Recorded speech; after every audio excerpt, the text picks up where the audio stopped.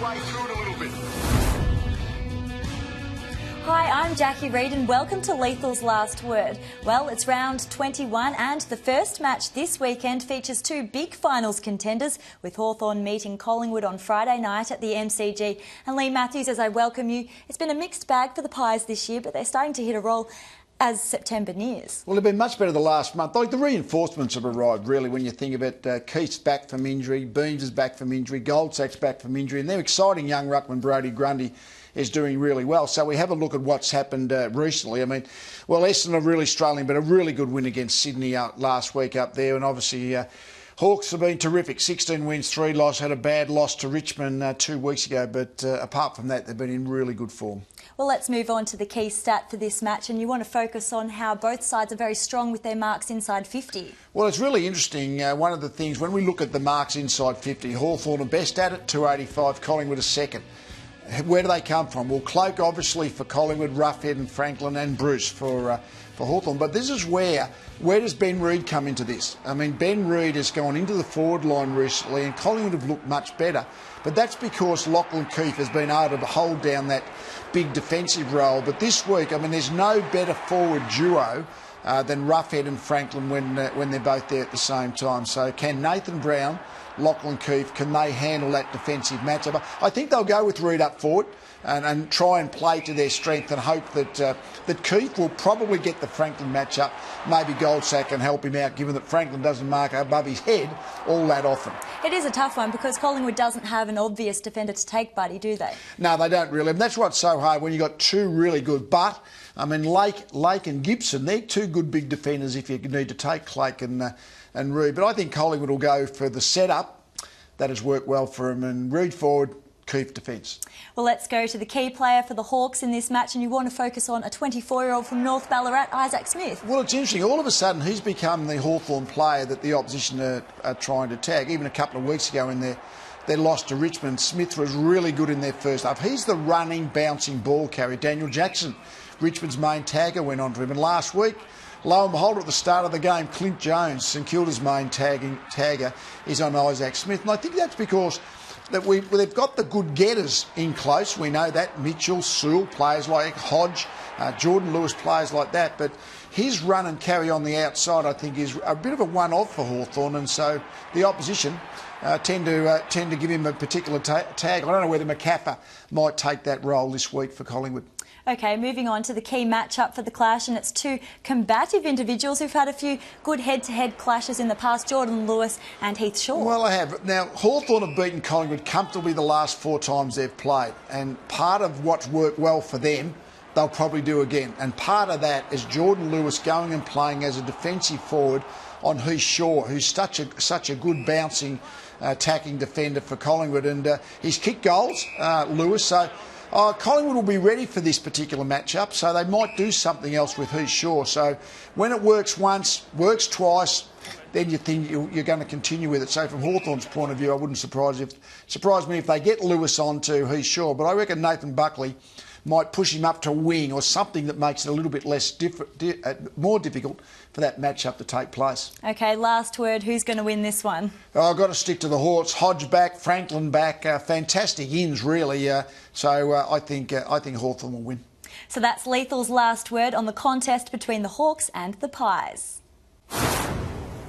On Saturday afternoon, Richmond takes on Carlton at the MCG. The Tigers have secured a top 8 spot and will make their first finals appearance in 12 years, while Carlton's hopes of playing in September are just about gone. Well, let's have a look at the recent form of these two sides. Well, we said about Richmond, 13 wins. They've got their finals berth. They're after top 4. So that's what they're after in the final 3 weeks. On good form, really good win against Hawthorn a couple of weeks ago.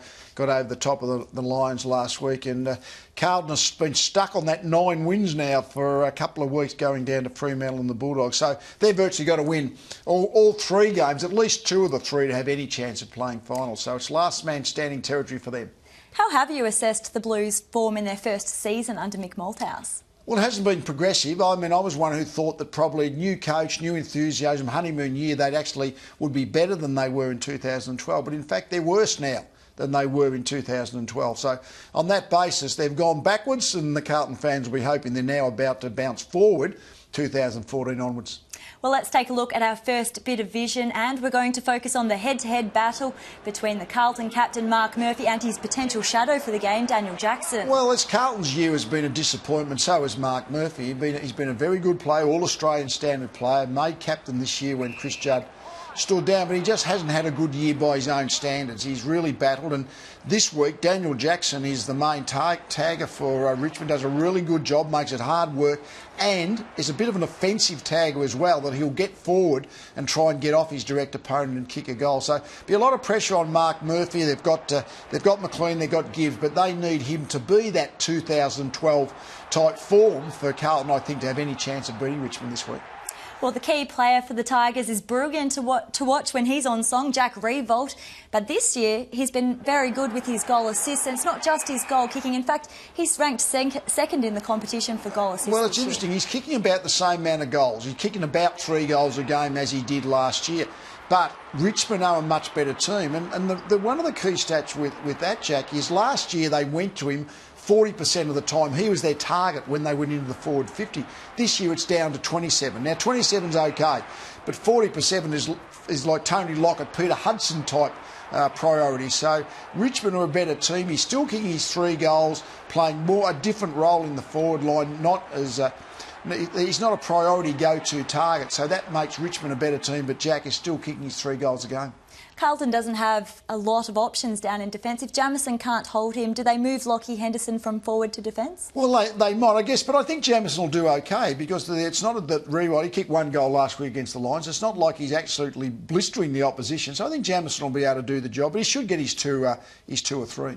Well, let's move on to the key stat, and that is the number 56, the 56 goals that Andrew Walker kicked when he played in attack 2 years ago. Well, you think it's time really for Carlton to roll the dice a little bit, do something a little bit different. And Andrew Walker, one of the things that Mick Malthouse did, he put Andrew Walker into defence, put Chris Yarrad from defence back into the forward line, and just maybe there has to be a change of process, a change of positioning. So just maybe Andrew Walker could be given a chance back in the forward line. He's been there odd times of games this year, but he's capable down there. And again, Carlton, with the personnel they're fielding this week and the outs, they need to get something special out of a couple of individuals. Maybe Andrew Walker's the one. Is he a better forward than defender, do you think? He's been pretty... First part of the year was good in defence, but I think I like him better as a forward, to be honest, because I'm not quite sure whether he defends terribly well. He attacks well out of defence, but I don't know whether he defends that well. OK, last word. Who's going to win this one? I think Richmond. They've got their good team going well in form. They should win. To all of your tips for round 21, beginning with the Friday night blockbuster between Hawthorn and Collingwood. Well, a close game. I mean, I'm tipping Hawthorn. I think they're going to beat Collingwood 6 out of 10. Lately they've been beating them 10 out of 10, but go for the Hawks.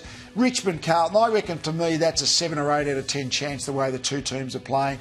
Power against the Suns, that's about an 8 win for the Powers in Adelaide. Essendon just seem to have the emotional load. They've fallen right away, so I'm going for the Kangaroos. I'm sort of thinking a 6 or 7 out of 10 for the Kangaroos. Oh, always hard to beat the Eagles in Perth. I'm going to go for Geelong. Just a slightly better than 50-50. 6 out of 10 for me. Lions will beat the Giants, though. That's a bit of a 10 out of 10 for me in terms of how many times they would win. Same with the Dockers. They're going to beat them. Even in Melbourne, they're going to beat... the Dockers would beat Melbourne. Pretty much 10 out of 10 at the moment. Sydney, pretty much 10 out of 10 these days against St Kilda in Sydney. Now, this is a 50-50 game for me. I'm going to go for the Bulldogs. They're looking pretty good form, so I'll tip the Bulldogs to beat the Crows. Well, thanks very much, Lee, and thank you for joining us on Lethal's Last Word. Remember, across the weekend you can catch all the best highlights from the weekend's action. There's only one place to go, afl.com.au, and click on the Match Centre. Have a great weekend and goodbye.